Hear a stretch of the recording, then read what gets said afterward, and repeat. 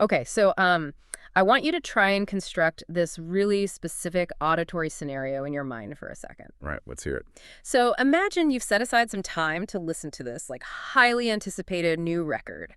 You sit down, you calibrate your best headphones, and you hit play. The ritual of the first listen. Right, exactly. And your brain, because of, well, decades of cultural conditioning, it's already mapping out this whole set of expectations. They're anticipating a time signature, right? Like a standard 4/4 beat. Yeah, or you're expecting a tonal center, maybe a compressed kick drum establishing the groove, or, a melodic hook that introduces a familiar chord progression. You're basically waiting for the architecture of a song to just unfold normally. Exactly.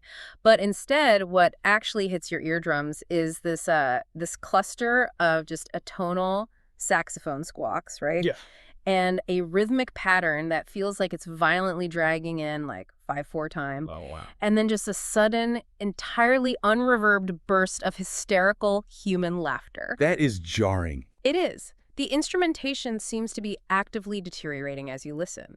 I mean, it sounds less like a composition and more like this chaotic, deeply insular inside joke that you've just sort of stumbled into by accident. Right, and your immediate reaction. Your reflex-level human reaction is to just rip the headphones off, categorize the whole experience as complete garbage, and, go find something else to listen to. Which is totally fair, honestly, because that sensation of being, like, musically insulted, it's a very real psychological phenomenon. That really feels like an insult. It does. Because when we press play on a piece of recorded audio, we're essentially entering into this implicit social contract with the artist. Right. We're giving them our time. Exactly. We're offering our finite time and our attention, and in exchange, we expect them to provide some kind of structural legibility. So when a group like, say, the modern avant-garde collective Anendarine opens a track with cartoonish vocalizations and just a rhythmic stumbling. They aren't just making a quirky aesthetic choice.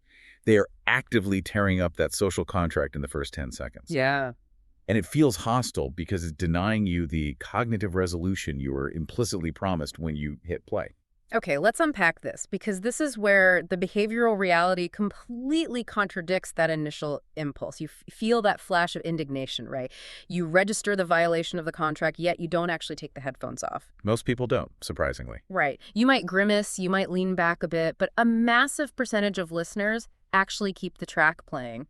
There is this undeniable retention mechanism at work there. So if an album sounds like a parody of the medium itself, like musicians deliberately sabotaging their own gear, we really have to ask, what is generating that gravitational pull that keeps our conscious minds locked in? Well, we have this deeply ingrained cultural bias, right? We frame artistic progress as this linear march toward pristine technical mastery. Like it's aerospace engineering or something? Exactly. We assume that newer inherently means cleaner, faster, more mathematically perfect. We revere complex harmonies and flawless production. But the sources for today's deep dive argue the exact opposite. They completely upend that assumption. The core argument we are unpacking today is that absurdity does not destroy the musical experience. Right.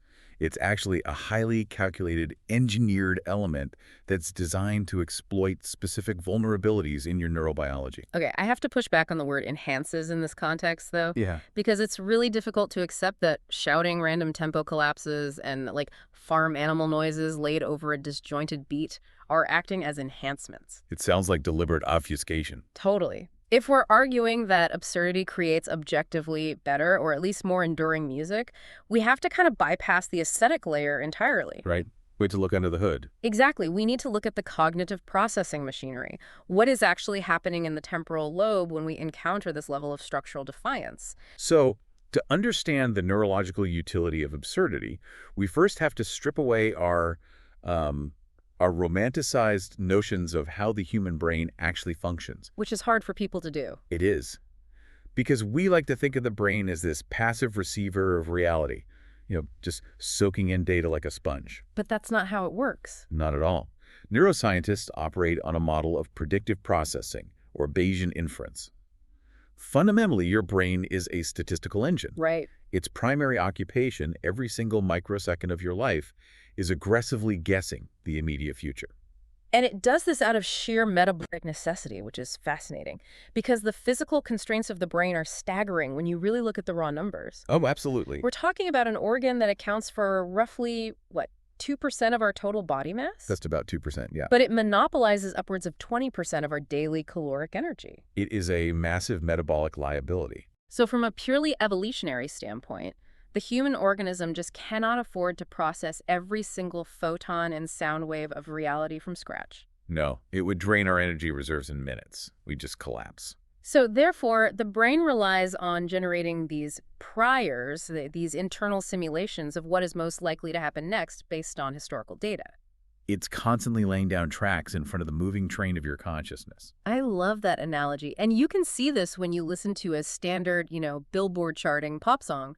You are engaging in a highly efficient exercise of predictive processing. The entire music industry basically relies on the fact that your brain mathematically anticipates the chorus long before the vocalist even delivers it. Right. If you're listening to a song built on that classic 1-5-6-4 chord progression, Your auditory cortex is already simulating the dominant chord resolving back to the tonic. and the biological incentive structure here is brilliant. When your brain successfully predicts that harmonic resolution, when that dominant seventh chord lands exactly where you expected it to, You get a reward. yes, your central nervous system administers a literal microdose of dopamine. It feels good to be right. Exactly. That catchy, deeply satisfying feeling we associate with a great pop melody, it's not some mystical property of the music itself. It is literally the biochemical pleasure of your Bayesian engine being correct. Your brain is essentially rewarding you for accurately modeling your environment. It's signaling to you, hey, you are in a safe, legible space. Relax. But the system has a catch. It's an elegant system, but Yeah. it contains this built-in obsolescence mechanism. The half-life of that dopamine reward is incredibly short. Because perfect, continuous prediction rapidly devolves into cognitive stagnation. Right. If your brain flawlessly maps the environment, it basically realizes it no longer needs to expend that precious 20% of your metabolic energy analyzing the data stream. It says, I've got this figured out, and it aggressively downregulates your attention. It goes into low power mode. Yes, which maps perfectly onto the concept of the default mode network. It's like, think about sitting in a movie theater, right? You're watching a thriller, and you solve the central mystery in the first act. Oh, I hate when that happens. Right, you realize, oh, the seemingly innocent neighbor is clearly the antagonist. And you're just waiting for the movie to catch up. Exactly. The moment your brain locks in that prediction and confirms it, you experience a massive drop in engagement. The cognitive puzzle is solved. Your brain enters a low-power state to conserve calories, and suddenly you find yourself completely detached from the narrative. You're thinking about what you need to buy at the grocery store, or you're fighting the urge to check your phone in the dark theater. Because the environment has been deemed safe and predictable, so it's irrelevant to your immediate cognitive focus. And that phenomenon translates directly to auditory processing. After 30 seconds of a flawlessly executed, structurally predictable track, your auditory cortex effectively just powers down. You hear the music, but you aren't actively listening to it anymore. Right. The true pleasure of engaging with art, therefore, does not live in flawless symmetry. It lives in this highly volatile perimeter between expectation and subversion. It's a tightrope walk. It really is. If a piece of music is entirely predictable, you succumb to the default mode network. You get bored. But if it is entirely chaotic, completely devoid of any discernible pattern, the brain can't generate any priors at all. Which just results in sheer acoustic confusion, noise. Exactly. You need the brain to establish the prediction, and then you need the artist to intentionally violate it. Just enough to force the system to stay online without triggering a complete sensory overload. And this biological imperative to avoid low power mode, that's the exact mechanism that explains our visceral reaction to the absurdity of a group like an Enderine. Right. When they establish a rhythm and then completely derail it with an atonal burst or a sudden tempo shift, they are aggressively stalling your internal prediction engine. They are triggering what neurobiologists classify as a prediction error. Let's analyze the biochemical cascade of that prediction error because it's fascinating. You are subconsciously expecting, a harmonious piano chord to resolve a phrase. And instead, the track delivers this guttural, pitch-shifted laugh. And for a fraction of a second, your body initiates a mild stress response. The hypothalamic pituitary adrenal axis, the HPA axis, kicks in. Your system experiences a mitral spike of cortisol and norepinephrine. The amygdala is flashing red. Right. The brain is urgently demanding a reassessment of the environment. It's asking, wait, we miscalculated the physics of this space. Is this a threat? Are we missing critical survival data? But momentary hijacking of our threat detection hardware. Which is where we uncover this profound neurological overlap between fear and humor. They are so closely linked. Both of those evolutionary responses originate in the exact same microsecond where reality fractures in a prior is proven false. Consider the physics and neurology of just a classic slapstick scenario, Yeah. right?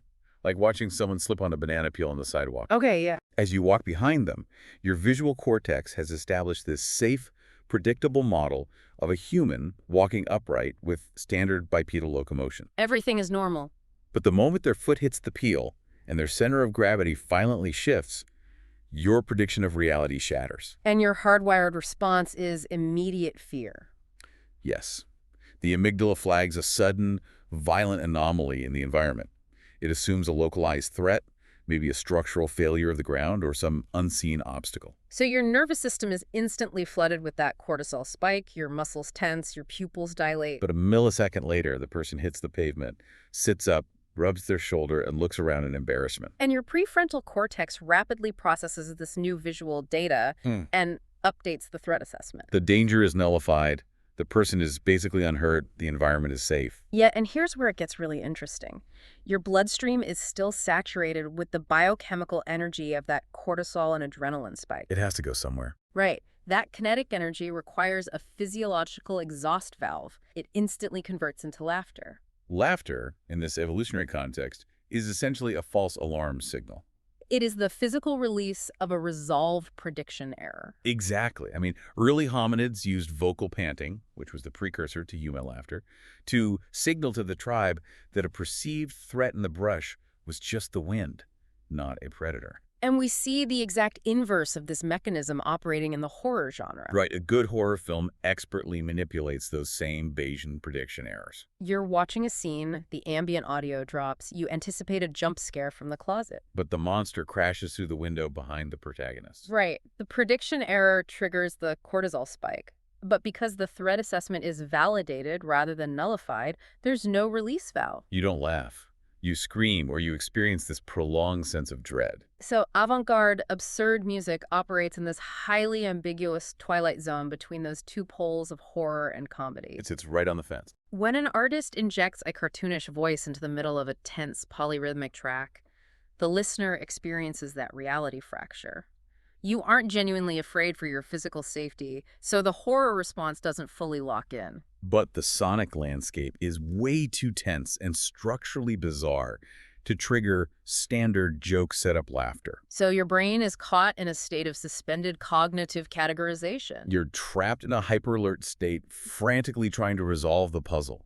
Like, are you supposed to be amused? Or are you supposed to be intimidated? And you literally cannot stop listening because your neurological operating system refuses to disengage until it has successfully mapped and categorized the anomaly. It's an incredible biological trap. It really is. But while the neurobiology of the prediction error is fascinating, I want to voice the skepticism that inevitably arises here. Let's hear it. Because if the entire utility of experimental art is simply to shock the HPA axis by violating musical rules, we run into a massive qualitative problem. The anything goes argument. Exactly. By that logic, I could just record 20 minutes of myself throwing a box of wrenches down a metal fire escape, label it a disruption of the listener contract, and demand it be treated as high art. Right. We have to differentiate between calculated absurdity and just mere chaotic incompetence. Well, the wrenches down the stairs critique is probably the most enduring argument against the avant-garde. It's what everyone says.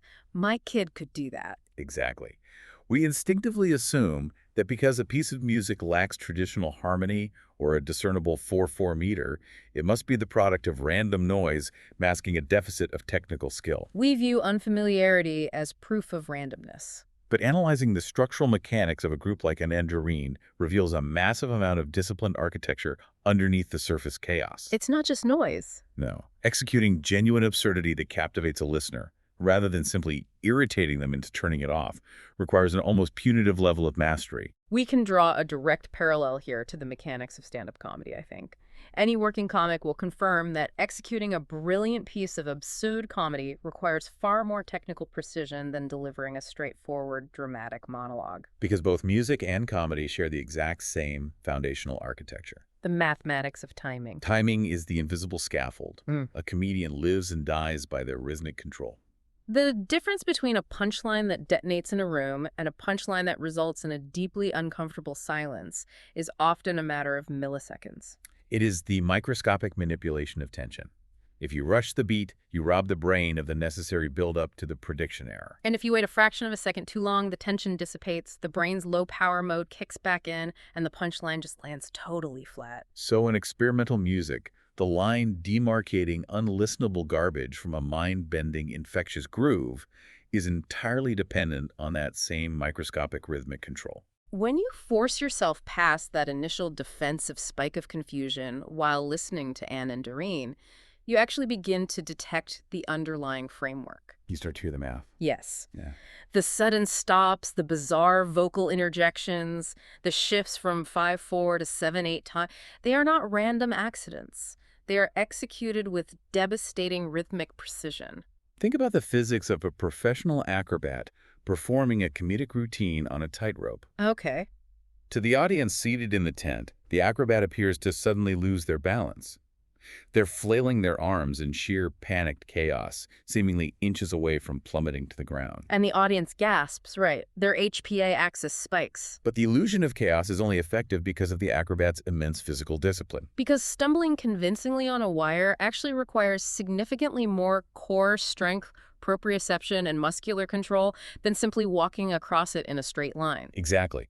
If they were genuinely just thrashing around without an invisible safety net of calculated timing, gravity would instantly pull them down. So the rhythmic precision shared between the musicians, their ability to play out of time together, is that invisible safety net. It maintains the illusion of meaninglessness while keeping the entire structure from collapsing into actual noise. It requires an impeccable internal clock to intentionally play a syncopated beat that sounds like a mistake, yet consistently lands perfectly on the offbeat of a complex perimeter. Unfamiliar does not equate to random. Right. And to illustrate this cognitive mapping process, we can look at the field of linguistics, specifically phonotactics. This is a great analogy. When you are exposed to a foreign language that belongs to an entirely different language family than your native tongue, say, an English speaker listening to conversational Mandarin or Xhosa, your initial auditory processing completely fails. You don't hear distinct words or sentences or grammatical structures. No, you just hear a rapid-fire, chaotic stream of random syllables. But the chaos is an illusion generated by the limitations of your own neural pathways. Because to the native speakers engaged in the conversation, the randomness doesn't exist. Every foam, every tonal inflection carries intense, specific meaning. The syntax is rigid. The grammar is absolute. The structure is there. Your brain simply lacks the software to decode it. And engaging with calculated avant-garde absurdity requires the exact same cognitive software update. Through repeated listening, your brain's Bayesian engine, which is basically fundamentally addicted to solving puzzles, begins to map the new auditory territory. You start to anticipate the recurring atonal motifs. You begin to feel the microscopic shared timing between the drummer and the bassist. You detect the collective nonverbal cues they're tossing back and forth in real time. The physical sound waves emanating from the speakers haven't altered by a single frequency. Right, the recording is identical. What has mutated is the neural architecture of the listener. You have actively deciphered a hidden grammar. And the fascinating part of this phenomenon is that once your brain successfully maps that new syntax, you cannot unhear it. What sounded like a hostile, chaotic assault on your first listen suddenly reveals itself as a meticulously crafted masterpiece. You've literally expanded your cognitive capacity to process complex patterns. Which is a huge mental leap. And deciphering this new grammar inevitably forces us to reevaluate the traditional musical structures we just accept as default. Because when we examine standard popular music, we find it relies on a rigidly enforced hierarchy. It's essentially a feudal system, or, a strict corporate organizational chart overlaid onto a stage. Right. The lead vocalist is the CEO. positioned front and center, dictating the narrative and commanding the visual and auditory focus. And the backing musicians are the middle management and the laborers. They're physically positioned behind the leader, executing highly specific restricted role. The drummer provides the grid. The bassist locks into the kick drum. The guitarist provides harmonic color within a predefined scale. The composition itself is a top-down mandate. Verse, chorus, bridge, solo, outro. And if any member of that hierarchy steps out of their designated lane, like if the bassist suddenly starts playing in a tonal solo during the chorus, the entire corporate structure collapses. But in Enderine and the broader avant-garde movement, they operate by actively dissolving that hierarchy. The structural map is burned. Everyone interrupts everyone else. Yeah. The musicians react and counter-react in real time. A vocal squeak might become the rhythmic foundation, while the percussionist takes on a melodic role using tuned toms. They are simultaneously performers and audience members to each other's spontaneous decisions. It is a completely decentralized, egalitarian network. It shifts the paradigm from a formal execution of a predetermined blueprint to this egalitarian, high-stakes brainstorming session. It creates an environment where anyone can introduce the most bizarre, seemingly counterproductive idea without the fear of being penalized or fired from the song. And this transition from rigid, top-down execution to fluid, rule-breaking interaction brings us to the biological and anthropological concept of play. Which is so important to define carefully here, because modern society has a real habit of pathologizing adult play. Oh, totally. We view it as a regression, a frivolous waste of time, or merely a way to blow off steam between periods of actual productive work. We associate play strictly with the sandbox. But evolutionary biologists fundamentally disagree with that societal dismissal. In the mammalian kingdom, play is recognized as a vital, hardwired survival mechanism. Long before the codification of mathematical musical scales or the invention of written language, early hominids were engaging in complex vocal play. Imitating animal sounds, exploring rhythmic striking, testing the resonant limits of their own vocal cords. Right. But we had to ask, how exactly does mimicking a bird call or banging two rocks together translate to a survival advantage for a species? It does seem counterintuitive to expend caloric energy on something that doesn't directly result in acquiring food or evading predators. The advantage lies in neuroplasticity. When mammals engage in play, their brains release a surge of brain-derived neurotrophic factor, or BDNF. And this protein acts like fertilizer for the brain, right? It encourages the growth of new neural connections and synapses. Exactly. During play, an organism is actively testing the boundaries of its environment. When a child builds a precarious tower of wooden blocks, specifically to watch it collapse, they aren't wasting time. They are conducting intuitive physics experiments on gravity, load-bearing architecture, and cause and effect. And crucially, they are conducting these experiments in an environment completely devoid of lethal consequences. They invent nonsense words and impossible scenarios because their cognitive filters haven't yet calcified around what is supposed to happen. They are not constrained by the rigid priors of adult reality. This highlights a really critical distinction we must make when analyzing experimental art. There is a vast psychological gulf between being childish and being childlike. That distinction is paramount. Being childish implies a regression. It means ignoring earned skill, throwing a tantrum when parameters aren't met, and actively avoiding complex responsibility. It's a refusal to engage with reality. But being childlike, however, is a deliberate, highly advanced cognitive state. It's the ability to temporarily suspend the rigid adult priors you've spent decades building in order to rediscover a realm of infinite, unjudged possibility. Because true innovation requires operating in that childlike state. Creativity must occur before the filter of correctness is applied. The exact millisecond an artist pauses to ask, is this the correct way to hold this instrument? Is this chord progression allowed by the rules of Western music theory? They have bottlenecked their potential. They've trapped their output within the existing grammar of the past. So adult play, particularly formalized through experimental art, creates a designated, culturally sanctioned safe space for high-level, impossible experiments. Because in the real world, out in the wild, abandoning proven methods can be fatal. If a hunter-gatherer decides to try an experimental avant-garde method of wrestling an apex predator instead of using a spear, they're removed from the gene pool. Right, but inside the magic circle of a musical composition, nothing truly dies. An artist can attempt an impossible polyrhythm or a grotesque vocal distortion, and there were no physical life-or-death ramifications for failure. The musicians in an avant-garde collective aren't just messing around. They're utilizing absurdity as a biological hacking tool. They're intentionally bypassing the rigid prediction machines of their own adult brains to access the hyperplastic state of childlike innovation. It's an evolutionary mechanism for generating new ideas.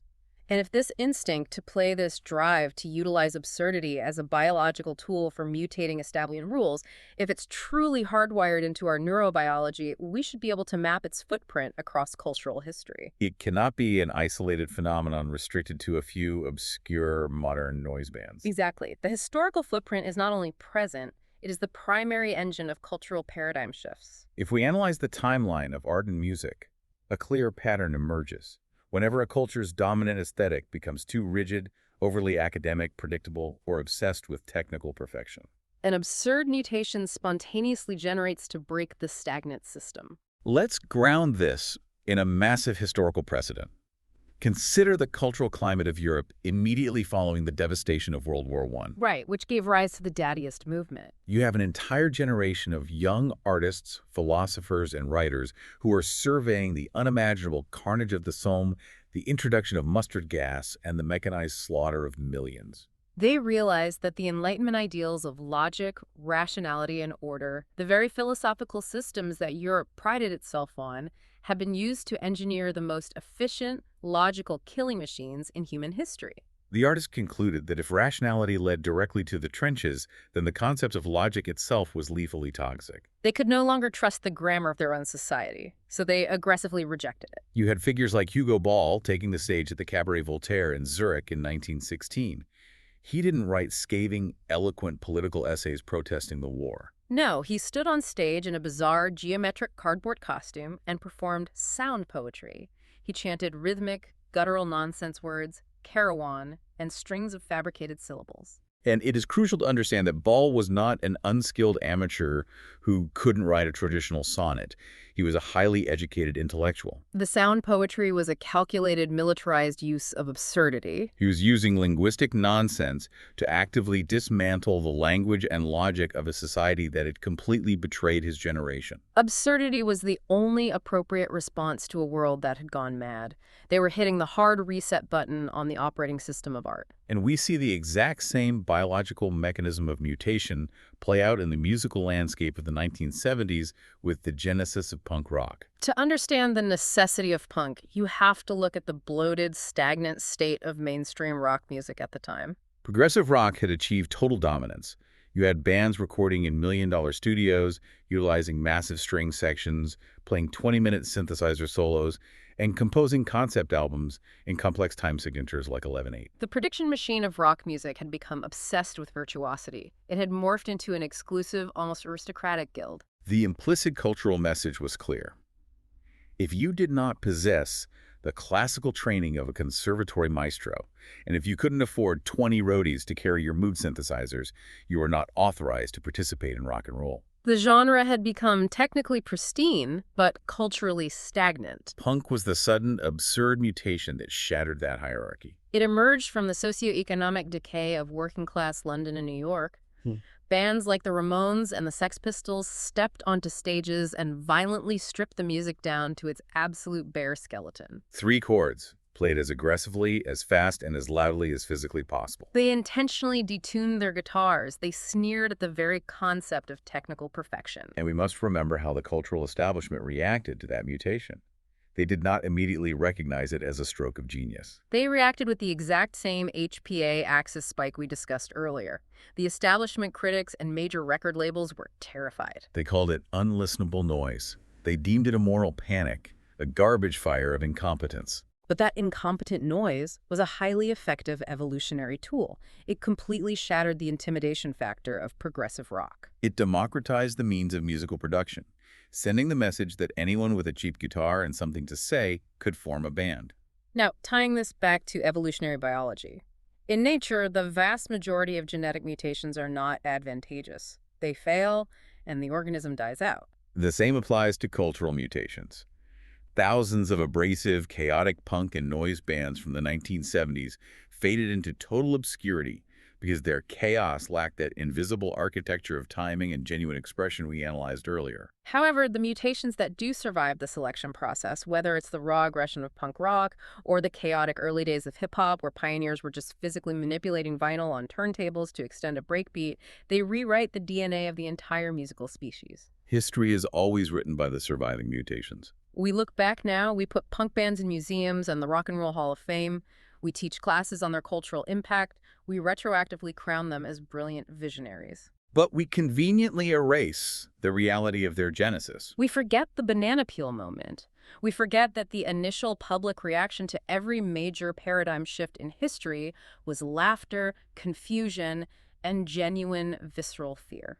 We sanitize a prediction error in hindsight. Exactly. And beyond the macro-level sweep of historical movements, the mechanics of absurdity provide a deeply personal, immediate social benefit for the listener in the present moment. It addresses a fundamental psychological barrier. Flawless, perfect musicianship is undeniably impressive, but it inherently generates a massive amount of interpersonal isolation. When you sit in a concert hall and observe a virtuosic concert pianist flawlessly execute a Chopin etude without a single micro-hesitation, it is a breathtaking display of human potential. However, it establishes a massive, unbridgeable gulf between the performer and the audience. It creates a parasocial hierarchy. You're sitting in the dark auditorium watching this avatar of perfection, and the overwhelming realization is, I could dedicate the next 30 years of my life to practicing, and I could never execute that. The perfection demands your absolute silent admiration, but it actively repels your participation. You are relegated to being a passive consumer of their unreachable genius. Absurdity, by its very design, aggressively dismantles that barrier. When you listen to an avant-garde collective, laughing, stumbling, talking over each other, and breaking the fourth wall on a recording, they are demonstrating radical vulnerability. They are voluntarily stripping away the protective armor of ego that usually separates the artist with a capital A from the common listener. It completely transforms the psychological weight of a mistake. In the rigid hierarchy of a classical symphony or the highly produced pop track, a mistake is a catastrophic failure that must be edited out or hidden at all costs. In the absurd, childlike sandbox of experimental music, a mistake is instantly metabolized into new material. It becomes a spontaneous possibility. When you hear the musicians laugh at a structural collapse in the track, that laughter acts as a direct biological signal to your own nervous system. It reaches through the audio and communicates. You do not need to possess perfect theoretical understanding or flawless technique to exist in this space with us. The sociological implications of that vulnerability are massive. That shared, joyful experience of navigating structural uncertainty together, of collectively resolving prediction errors, is precisely why underground, experimental music scenes consistently generate fiercely loyal, tightly knit subcultures. The music is not a lecture being delivered from a podium. It is an open invitation to join the experiment. It encourages active participation rather than polite, distant observation. So to synthesize the vast web of neurobiology, music theory, and history we've explored today, behind the aggressive frequencies, the atonal squawks, and the seemingly impossible perimeters, you are not simply hearing a deficit of skill or a random assortment of noise. You are listening to a highly advanced, fundamental human technology in action. You are hearing the sound of the human brain deliberately, mechanically sabotaging its own predictive processing engine in order to map out what else is possible. True, paradigm-shifting innovation almost never occurs in the center of our comfort zone. It ignites at the exact terrifying perimeter where our certainty ends. It requires an immense amount of cognitive bravery to intentionally step into that twilight zone of prediction errors and remain there until the new grammar reveals itself. We are socially conditioned to fear looking foolish, so we trap ourselves in predictable, highly polished, stagnant loops. But the data, both biological and historical, clearly indicates that the willingness to appear foolish is the mandatory gateway to the breakthrough. It's essential. And I want to take this analytical framework, this understanding of the biological utility of absurdity, and apply it directly to your own life, right now, today.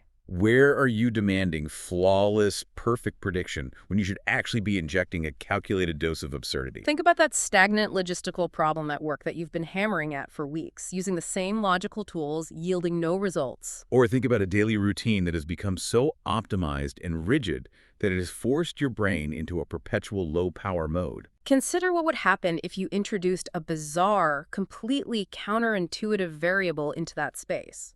Could a ridiculous, absurd approach, a mutation that makes you or your colleagues laugh out loud at its apparent stupidity, be the exact neuroplastic shock to the system required to finally break the deadlock? It very well could be. And I want to leave you with one final provocative concept to process, building on everything we have decoded today.